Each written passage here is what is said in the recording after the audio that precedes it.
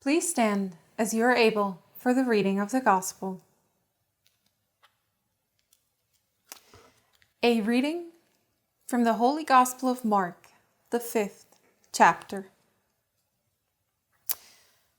When Jesus had crossed again in the boat to the other side, a great crowd gathered around him, and he was by the sea. Then one of the leaders of the synagogue, named Jairus, came, and when he saw him, fell at Jesus' feet and begged him repeatedly, "My little daughter is at the point of death. Come and lay your hands on her so that she may be made well and live." So Jesus went with him, and a large crowd followed him and pressed in on him. Now there was a woman who had been suffering from hemorrhages for 12 years. She had endured much under many physicians and had spent all that she had, and she was no better, but rather grew worse. She had heard about Jesus and came up behind him in the crowd and touched his cloak. For she said, "If I but touch his clothes, I will be made well." Immediately her hemorrhage stopped, and she felt in her body that she was healed of her disease. Immediately aware that power had gone forth from him, Jesus turned about in the crowd and said, "Who touched my clothes?" And his disciples said to him, "You see the crowd pressing in on you? How can you say, 'Who touched me?'" Jesus looked all around to see who had done it, but the woman, knowing what had happened to her, came in fear and trembling, fell down before him, and told him the whole truth. Jesus said to her, "Daughter, your faith has made you well. Go in peace and be healed of your disease." While Jesus was still speaking, some people came from the leader's house to say, "Your daughter is dead. Why trouble the teacher any further?" But overhearing what they said, Jesus said to the leader of the synagogue, "Do not fear, only believe." He allowed no one to follow him except Peter, James, and John, the brother of James. When they came to the house of the leader of the synagogue, Jesus saw commotion, people weeping and wailing loudly. When he had entered, Jesus said to them, "Why do you make a commotion and weep? The child is not dead, but sleeping." And they laughed at him.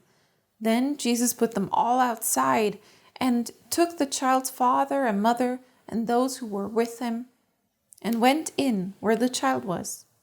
Jesus took her by the hand and said to her, "Talitha cum," which means, "Little girl, get up." And immediately the girl got up and began to walk. She was 12 years of age. At this, they were overcome with amazement.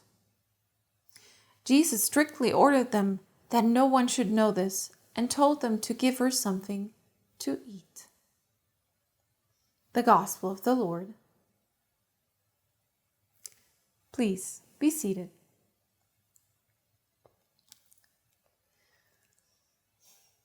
Peace be with you, member and friend of the Graceful Hills Parish, and a special hello to everyone at Piedmont Valley watching this sermon on Sunday.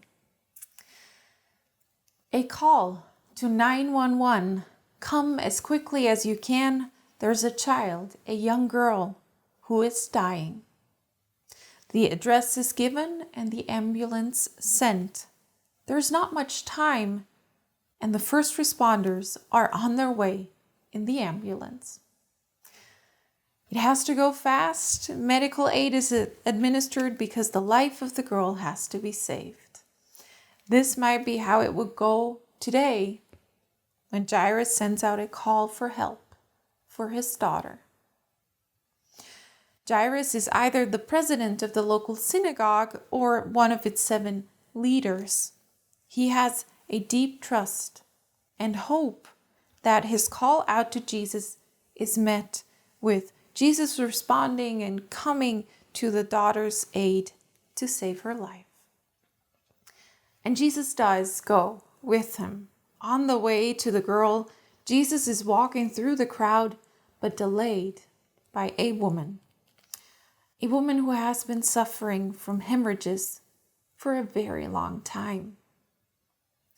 We are being told that this woman had been with a flow of blood for 12 years, had suffered much under the care of many doctors, had spent all her resources, and yet did not get better, but actually grew worse instead. So according to the purity code, the Jewish law, a menstruating woman had to be quarantined. What that means for this poor woman is that she actually is not allowed in public during this time. We have two stories here told at once, intertwined and colliding with each other. Jairus' daughter and the bleeding woman. Now, notice how both stories are about the need for healing and believing that Jesus can help. But Jesus is approached very differently in these two stories. Jairus lowers himself, acknowledges Jesus' honor, and comes before him, in front of him, to ask his request for Jesus' healing and help. The woman, on the other hand, reaches out to Jesus from behind him, behind the crowd, to desperately hoping that Jesus will cure her. And Jairus' petition goes over smoothly, just like a call to 911 hopefully would, stating the situation, asking for assistance, and then they are on their way. But the woman's touch of Jesus causes a fuss, where the disciples get involved too. And notice how Jairus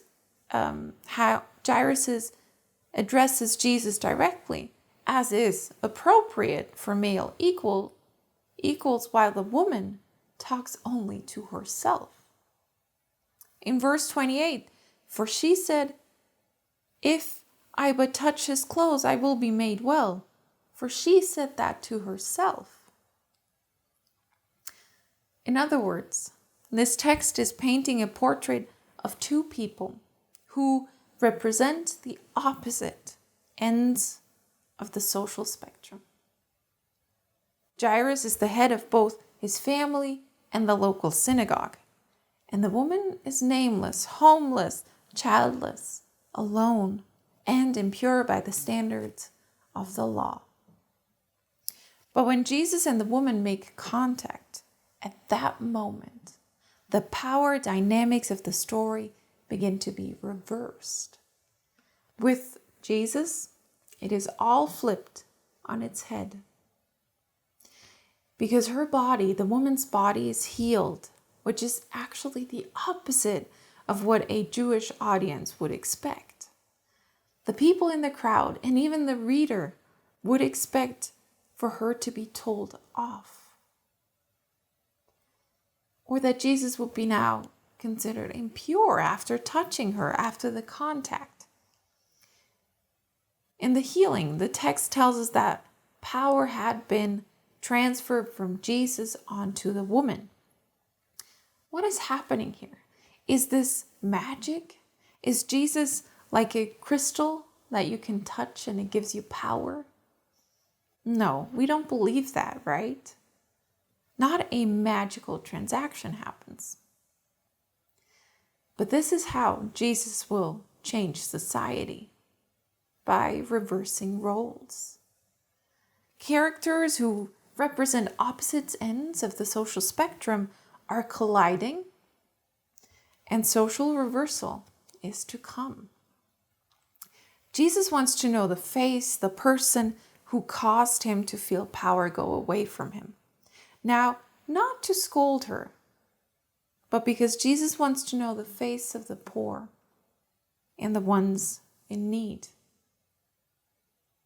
And the woman falls in front of Jesus, which tells us now she is facing him, meaning she is now an equal to Jairus, who was in a place to face Jesus from the beginning. Now she can face Jesus too, and she finds her voice telling Jesus the whole truth. Jesus acknowledges that she has dignity and that she is part of the circle, part of the family in Israel, when he calls her a daughter. What happened, though, to the original daughter in the meantime? Jairus is informed that she has died. She has died. Jesus tells him, don't be afraid, don't fear, only believe. So Jesus is saying basically, look at the woman who touched my garment to be healed. That is the kind of faith you have to have. Jesus says this to the leader of the synagogue. With Jesus, it is all flipped on its head. Long story short, Jesus finds Jairus' daughter and says she's only asleep, not dead, and she lives. Later in the Gospel of Mark, we will find that being asleep, that expression, being asleep, becomes a symbol of not having enough or any faith. This not having enough faith, being asleep, is about Jairus, not the daughter. So what faith is Jairus and the ones around him lacking? He does believe in Jesus, so what is this not having faith all about? Jesus is showing here, Jairus and the people of the synagogue, that they are on the verge of death because they are not listening to the cries of the crowd. They are not listening to the suffering. Only calling those who had been excluded, calling those back into the family, calling them daughter and siblings, that will make the family come back to life.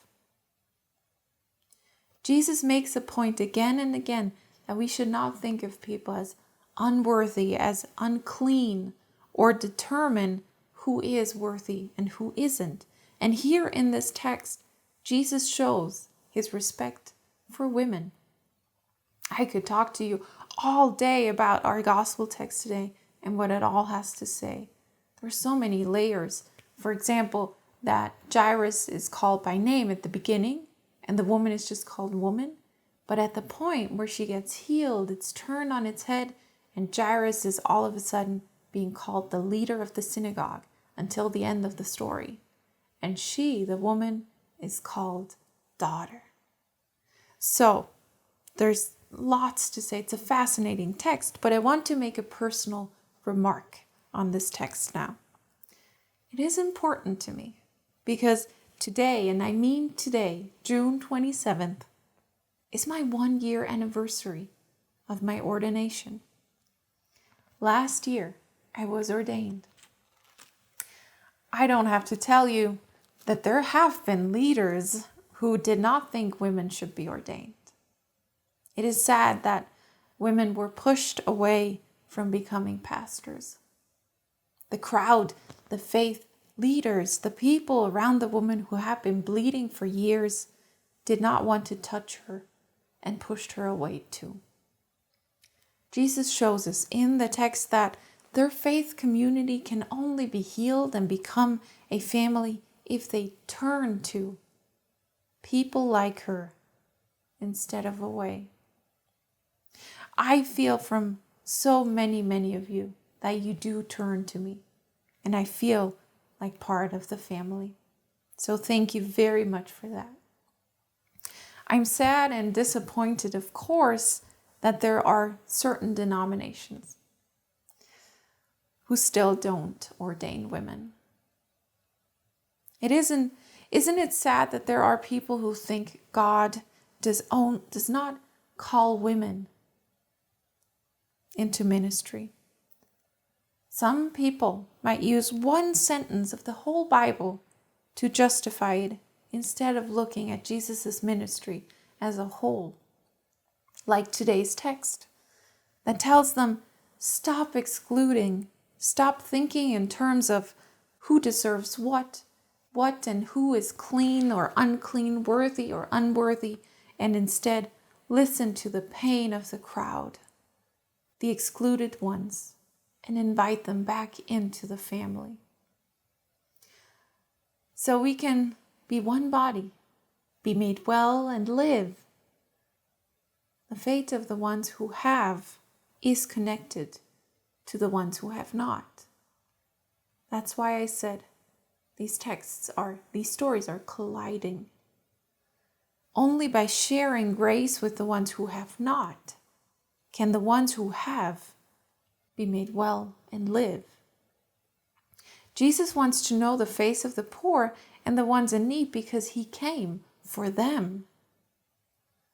And aren't we glad that grace gets extended to the ones who don't deserve it? And that people are called to be ordained who don't deserve it? Because isn't that all of us? That cannot be the scale. Deserve. Lastly, why the secrecy again after everything? Why is Jesus saying, don't tell anyone? Because not only does Jesus still continue to do ministry, but Jesus can only be understood truly after his resurrection. Because not until Jesus' resurrection can people truly, really know that Jesus is the one who conquers death. And maybe also that Jesus is the one who does have absolutely every right to flip everything on its head. Amen.